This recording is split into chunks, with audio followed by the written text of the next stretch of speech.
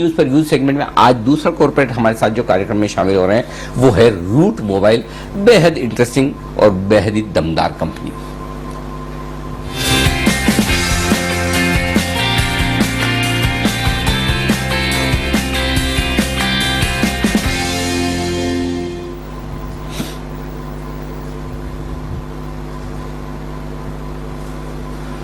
Root mobile दिग्गज cloud communication provider है।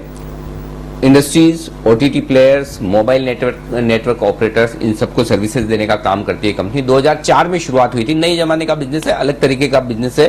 30,000 से ज्यादा कस्टमर्स और 900 से ज्यादा मोबाइल नेटवर्क ऑपरेटर्स तक कंपनी की पहुंच है।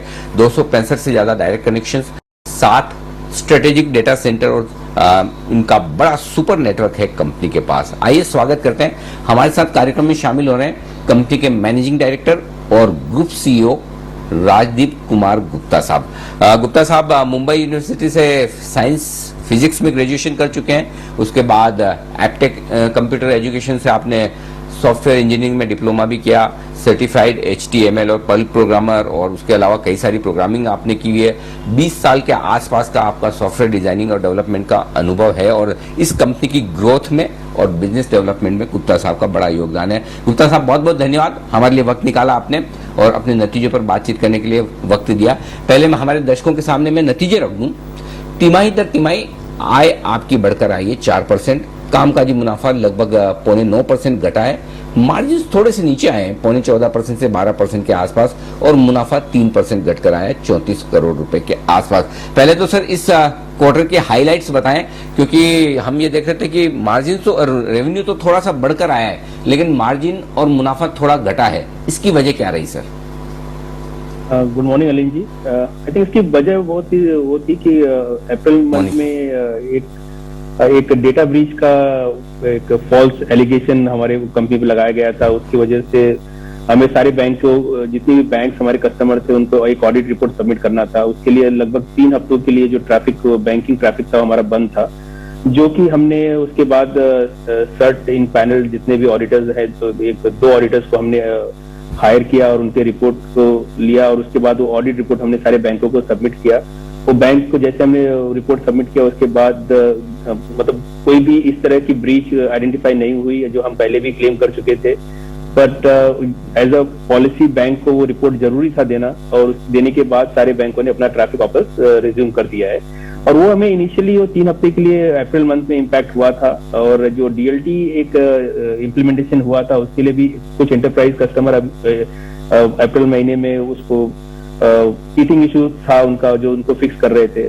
तो ओवरऑल फर्स्ट 3 वीक्स जो अप्रैल मंथ का था उसका रेवेन्यू डिप हुआ था हमारा, बट मई और जून में हमने उसको रिकवर कर लिया है। बट थोड़ा इम्पैक्ट जो अप्रैल मंथ का था वो नंबर दिख रहा है। अगर आप हमारा ओवरऑल परफॉर्मेंस भी देखो ईयर ऑन ईयर बेसिस, तो हमारा रेवेन्यू 22% ग्रो हुआ है। और अगर आप हमारे रेवेन्यू को लास्ट ईयर कंपेयर भी करते हैं, तो जो हमारा Q3 होता है वो हमेशा बेस्ट क्वार्टर होता है, और लास्ट ईयर Q3 का रेवेन्यू लगभग 384 करोड़ था, और वो जो लगभग हमने Q1 में ही अचीव कर लिया है। ओके, तो ये आपके मेजर आपके जो कारण रहे इस रेवेन्यू के पीछे, रेवेन्यू जो बढ़कर आया है और मार्जिन थोड़े से आपके कम रहे। एक चीज और मैं आपसे जानना चाहता था कि सर वो आप एक एक्विजिशन करने जा रहे थे, फोन ऑन कम्युनिकेशंस, राइट? शायद वो कॉल ऑफ कर दिया है, इसके बारे में एक जरा अपडेट दें। क्या है सिचुएशन, आप कर रहे हैं या नहीं कर रहे हैं? अनिल जी, हम वो एक्विजिशन नहीं कर रहे हैं। उसके पीछे रीजन ये था कि जो हम फाउंडर से काफी क्लोजली बात कर रहे थे, और कुछ CP कंडीशन जो थी पोस्ट डेफिनेटली साइन करने के बाद, आई थिंक उसमें बहुत सारा डिले हो रहा था उनकी तरफ से, और हम उनको पुश भी कर रहे थे, क्योंकि कहीं ना कहीं हमें एक्सचेंज में भी इन्फॉर्म करना था, and we want to follow that good corporate governance के टर्म्स पे we can't just keep on dragging. और तो हमने डिसाइड किया कि जिस तरह से वहां से फीडबैक नहीं आ रहा है और इसको हम काफी टाइम तक ड्रैग नहीं कर सकते, और सर्टेन CP कंडीशन वो फुलफिल नहीं हो रहे थे, तो हमने वही डिसाइड किया कि इसको कॉल ऑफ किया जाए और अगले जो टारगेट हो गए इस फील्ड में उस पर मूव किया जाए, और फोकस करेंगे कि इस डोमेन के कुछ नए टारगेट्स को आइडेंटिफाई करके उसको एक्वायर करें। ओके, गुप्ता साहब, मैं देख रहा था आपके इन्वेस्टर प्रेजेंटेशन में आपके नए प्रोडक्ट से आपकी सेल्स लगातार बढ़िया बढ़कर आती हुई दिख रही है। इस क्वार्टर में भी 11 करोड़ से ज्यादा की सेल्स आपकी आई है, पिछले क्वार्टर में 13 करोड़ थी, मतलब 10 करोड़ से ऊपर का आप रन रेट मेंटेन कर रहे हैं। अब इस क्वार्टर में क्या प्लान है, या बचे हुए 6 महीने में आपकी क्या प्लान है, न्यू प्रोडक्ट किस तरह के आ रहे हैं, क्या कुछ ग्रोथ रेवेन्यू वहां से आ सकता है सर? अनिल जी, हमने गाइडेंस भी बहुत ही क्लियर किया है कि लगभग 75 करोड़ का रेवेन्यू हमारा न्यू प्रोडक्ट से आएगा इस साल, और हम उस पे ऑन ट्रैक हैं। और जिस तरह से हम देख रहे हैं जो हमारा ट्रैक्शन है, अगर आप हमारा प्रेजेंटेशन देखो तो लास्ट क्वार्टर में हमने आरसीएस पे लगभग 30 करोड़ मैसेजेस भेजा इंडिया में, जो कि अपने आप में हाईएस्ट है ऑल ओवर इंडिया में। ये एक नया प्रोडक्ट है जो लॉन्च हुआ है इंडिया में, it's new way of communication, जिसको हम बोलते हैं कि SMS 2.0, और हमारी कंपनी ने उसको पूरा प्लेटफॉर्म डेवलप किया है। We partner with Google on that side, और हमने कुछ ऑलमोस्ट 10 कस्टमर को ऑनबोर्ड किया है आरसीएस पे, और उसका जो अडॉप्शन रेशियो हमने देखा है लास्ट क्वार्टर वो बहुत ही बड़ा था, और आने वाले क्वार्टर में भी वो भी एक हाई मार्जिन रेवेन्यू पोटेंशियल हमारे लिए है, और हम उसको देख रहे हैं कि आने वाले कुछ क्वार्टर्स में हमारे उसका भी रेवेन्यू जनरेट होना चालू करेगा। हाँ, बिल्कुल ठीक बात है। अच्छा सर, एक चीज और बताएं, आमतौर पर हम ये समझते हैं कि आपकी कंपनी मोबाइल से जुड़े हुए काम काज और उनके लिए सर्विसेज देने का काम करती है ऑपरेटर्स के लिए। ये बताएं सर, क्या चीज, किस तरह का बिजनेस बढ़ता है तो आपकी कंपनी का रेवेन्यू बढ़ता है? तो मतलब बिजनेस मॉडल को लेकर थोड़ा समझाएं, क्योंकि नए तरीका का बिजनेस है। बहुत सारे हमारे दर्शक हैं जो नहीं जान पाते हैं, टेक्नोलॉजी वाला मामला है, तो जरा समझाएं एग्जैक्टली आपकी कंपनी का बिजनेस मॉडल क्या है। अनिल जी, बिजनेस मॉडल तो ऐसा है कि डिजिटल प्लेटफॉर्म जहां पे भी ओटीपी रिक्वायरमेंट हो गया है आपका, जहां पे भी टू वे कम्युनिकेशन हो गया है, जैसे मैंने बताया था कि जैसे अगर आप सिंपल बैंक ट्रांजैक्शन करते हो तो आपको एक अलर्ट आता है, आप गूगल पे अगर साइन इन करते हो तो आपको एक ओटीपी रिक्वायरमेंट होती है सिक्योरिटी के लिए, 2 फैक्टर ऑथेंटिकेशन के लिए। आप कोई भी मूवी टिकट बुक करते हो, एयरलाइन टिकट बुक करते हो, आई थिंक आज के डेट में जो भी नोटिफिकेशन है वो आइदर आपको व्हाट्सएप पे आ रहा है या आरसीएस पे आ रहा है। अगर इनके समझ आपकी फ्लाइट डिले हो जाती है तो आपको एक कॉल आता है कि your flight has been delayed by 1 our.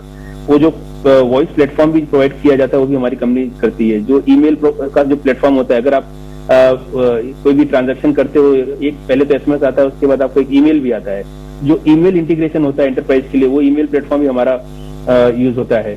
तो ओवरऑल डिजिटल कम्युनिकेशन में एक एंटरप्राइज को जो भी रिक्वायरमेंट होती है, whether is email, SMS, voice, WhatsApp, RCS, आप बोल दो, वो सारा का सारा जो सर्विसेज हमारी कंपनी प्रोवाइड करती है एंटरप्राइज कस्टमर को। और कहीं ना कहीं हम ये कहते हैं कि हम आपकी लाइफ को टच बेस करते हैं पूरे दिन में एटलीस्ट 2 और 3 टाइम्स हमारा जो प्लेटफॉर्म होता है। तो इसका मतलब ये कि सर ये तो ई कॉमर्स वाला बिजनेस हुआ, मोबाइल का यूजेज जितना जितना बढ़ेगा आपकी कंपनी का कारोबार उतना ही तेजी से बढ़ने वाला है ही। तो गुप्ता साहब, बहुत बहुत शुक्रिया आपका हमारे लिए वक्त निकालने के लिए, नतीजों पर और आउटलुक पर बातचीत करने के लिए। वैसे तो आपके इन्वेस्टर्स तो बहुत खुश हैं ही, स्टॉक की परफॉर्मेंस लिस्टिंग के बाद से लगातार दमदार रही है, जबरदस्त रही है, लोग पसंद भी करते हैं और स्टॉक की परफॉर्मेंस भी वैसी ही दमदार रही है। शुक्रिया आपका हमारे लिए वक्त निकालने के लिए। तो प्रेम किशन गुप्ता साहब, माफ कीजिएगा, हमारे साथ जुड़े हैं कार्यक्रम में राजदीप कुमार गुप्ता साहब, जो MD और ग्रुप CEO हैं रूट मोबाइल के। आइए